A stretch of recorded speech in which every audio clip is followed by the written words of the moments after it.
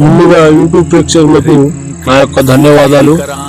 స్త్రీ వశీకరణం అంటే మనం కోరుకున్న స్త్రీ మనల్ని పదే పదే దూరం పెట్టినట్లయితే, లేకపోతే మనం కోరుకున్న వారు ఎవరైనా సరే వాళ్ళ యొక్క ఫోటో పేర్లు మన దగ్గర ఉంటే చాలు, వాళ్ళు ఎక్కడున్నా మనం వాళ్లకు ఈ వశీకరణ మంత్రం ద్వారా వాళ్లకు మనం 24 గంటల నుంచి 3 రోజుల్లోనే వాళ్లకు వశం చేసుకోవచ్చు.